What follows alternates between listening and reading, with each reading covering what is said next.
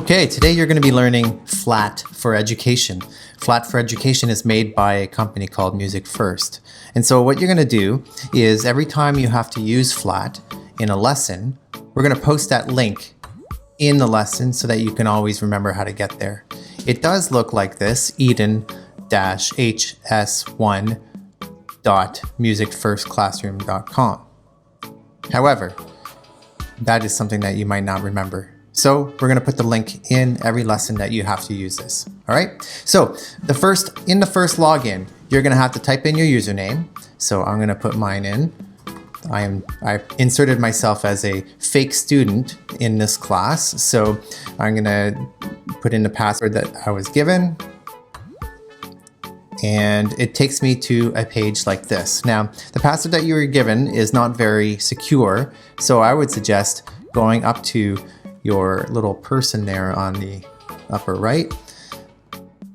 Should have your username there, and go in and update your password. I'm not going to because my password should be fine, but the one that I gave you to start with would be just a little bit of a temporary one. So update your password and make sure you say save changes here. I'm gonna hit cancel. Great, so now we're here. You might be enrolled in grade 9 music, grade 10, grade 11, grade 12, whatever it is, your class should show up here. You should be pre-enrolled in a class. So this is grade 11, grade 12 vocal music, for example, but if you were in another class, it'll list that name there, okay? There's a whole bunch of different buttons on here that you don't really necessarily have to worry about. For example, for now anyway, we're not gonna go to resources or my classes or my calendar or my portfolio or anything else, okay? But we're going to worry about the software. So up here, if I hit software, I see Flat for Education. I'm going to go ahead and click there, and we will start learning Flat for Education. So just before we move on, you'll notice that on Flat's webpage that they list a bunch of different devices and browsers that this will work with. So it should be good for you to work with at home. Once you are logged in Flat for Education, it might look something like this.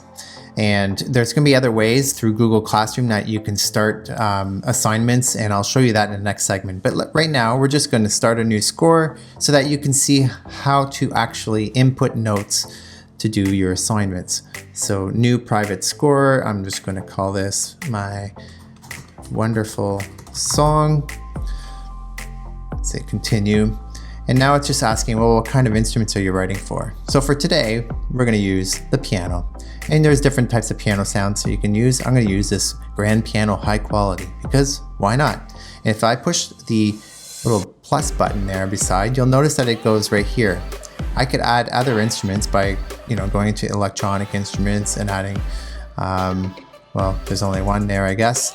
I can go and add accordions and whatever. And as I put a plus beside there, you'll see that it'll add a score there or a staff for accordion. But I'm gonna delete the accordion. I just want piano. I'm gonna say create. And that takes us to this page, my wonderful song with one bar. And it tells us it's a piano. There's a treble clef and a bass clef. And I can start clicking in here and I can literally just click on a note like this A here and keep on putting notes in. And as I click on more notes, it gives us more bars. Let's just test that one more time. I'm not really paying attention to what I'm clicking on, but so there you go. So now we have 2 bars and 1 beat here. If I wanted to, I could change the time signature by clicking on the time signature and say I want 3/4 time or whatever. But today I'm feeling like a 4/4 time. And the thing is, as I switched it, it deleted some notes here. So you want to change that time signature before you actually start. All right, so I've got some notes in there. And I can even put some notes in the bass here. Let's put an F there. And now I want to know how to kind of maybe tweak a note that I've already put in. So I could click on a note here and say, well, drag it up to there. I can take this note and say, oh, I didn't want that F. I wanted an F below there, and so on. But there's another way of typing in notes. So let's say down here, I'm going to, I have my F, and if I hit my right arrow on the keyboard, I now have another spot here. I'm gonna just type F, C on the keyboard. And if I go to the left arrow, I can go there and go up or down on the arrows. And I want the C above there. I'm gonna, oops, I hit C again, but now I'm moving to the right with the right arrow, C, F, and so on. If I wanted to type in a chord here, I have an F here, so I'm gonna just click on the various notes I need. But I'm gonna go to the left, and now I've highlighted this note here, which means I'm gonna change it. And I'm gonna go up to the different note values that we have here. And I wanna change that to a whole note chord. So now this is gonna be a whole note chord. It's gonna be held for 4 beats.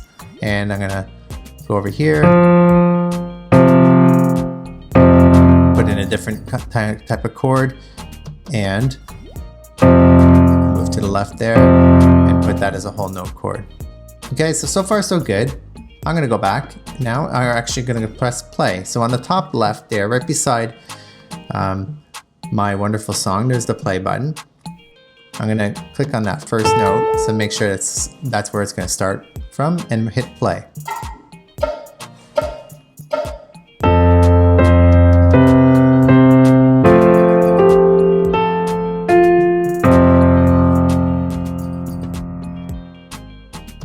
Not bad.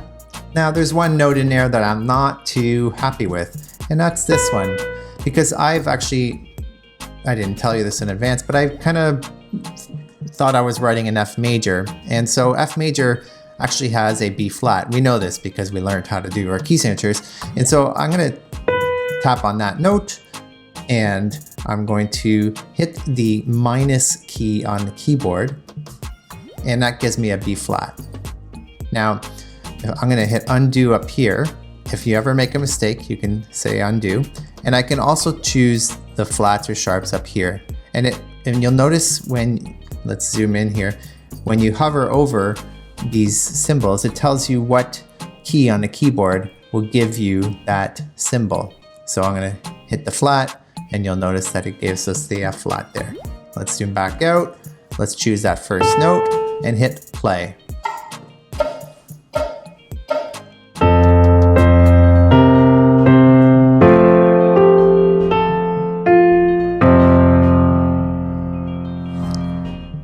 Now, this song, of course, is a wonderful song, and I know that you're going to want to listen to this over and over again. But that is how you start typing in notes. If I wanted to change the note values up here, I could still click on here and say, oh, that should be a half note.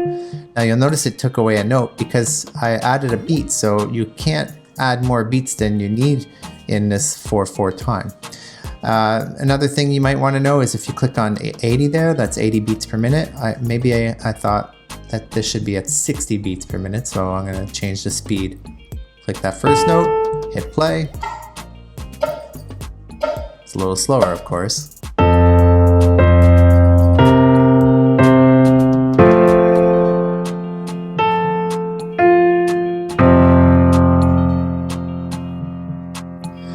Another neat thing is the ability to add like the piano keyboard.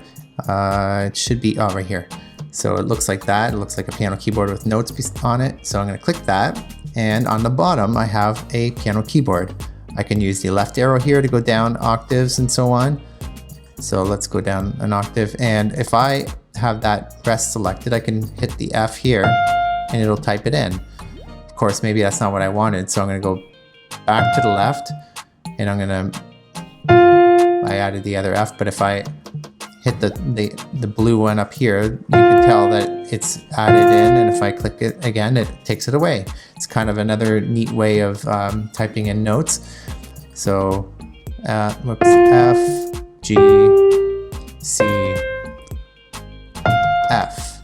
Now I'm gonna select that last F, make it a whole note, and now I've added different notes, of course. I'm gonna change the speed now because We want to go a little faster, so let's go 99, like Wayne Gretzky. Hit save, select that first note, hit play.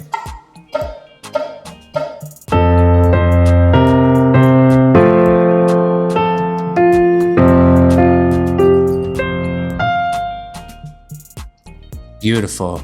That is how, in a nutshell, how you enter notes, change them to flats and sharps, and change the values of them.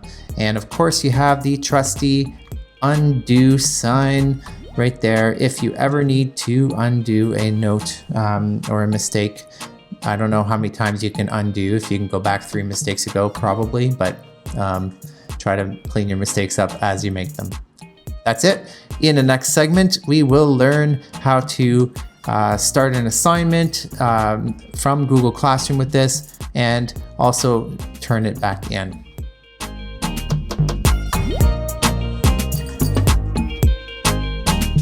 One nice thing about Flats is that it integrates really nicely with Google Classroom. So you are in your class, and you'll see here, it says, Mr. Macchio. This is a test class, by the way, but it says that I posted an assignment. So I'm going to go to classwork, and likely there'll be maybe a whole kind of topic in the classwork called flat assignments. So here's the one that just showed up, the D major scale. So if I click on that, I can see that the instructions tell me, write a D major scale using quarter notes in 4/4 time. Add the sharps or flats as necessary. All right, so I've got a few instructions there. I'm going to write a scale using quarter notes, 4/4 time, adding sharps or flats as I need to. So I'm going to click on this flat assignment. It's going to take me to flat, of course. You may need to log in using your password and login. It's going to take you here where, again, you see the same instructions. I'm going to start this assignment. I don't really need to change that because that'll make it easier for the teacher to kind of organize all of these assignments. Hit continue. We're just going to use a keyboard, the grand piano. I'm going to add that, and right here, again, it lists it on the right. Say create. Let it compute a little bit. Here we are, the D major scale. I can click in and type there. Now, that was not a good note, so I'm going to undo, and the D major scale. So D major scale starts on D. We wanted quarter notes. Those are already selected, so I'm going to just hit those notes. I can type them on keyboard, G, A, B, C, D.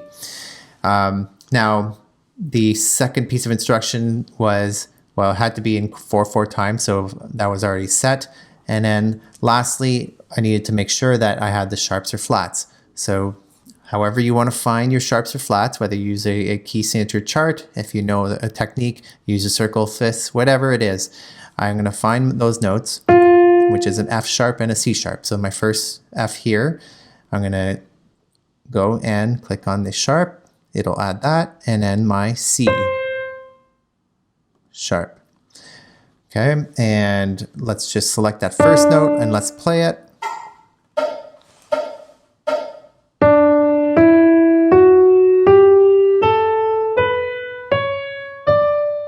Perfect. That sounds like a great D major scale, follows all the instructions.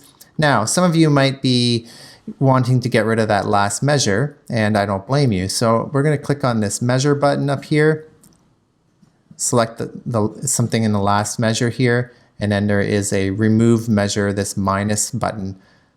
I'm going to click that. Boom. This is a nice tidy score, and I'm done. I'm confident I've checked off all the boxes. The nice thing is that right up here at the top, there's the turn in button. So I'm going to click that, and then you can see what it starts telling you what you'll do, what it'll do, and it says score will be attached, the D major scale, and so on. I'm going to hit turn in. Now, the first time you do this, it's going to need permission from Google to do this because they need to be able to talk to each other, and you want to be able to protect your stuff. So I'm going to click up there and say yes. I allow Flat to talk to Google Classroom. And I'm going to say allow. And it does this little magic. They're shaking hands, Flat and Google Drive right now, to say, yes, we understand that we're going to play nicely together. And then just because you didn't say it enough, we're going to say turn in one last time. Great. Congrats. You're awesome, it says. Let's go and view that on Google Classroom. If I click there, I can see this. I can click that I've turned it in. Great. And now my teacher can give feedback over here and return it with a mark or a grade.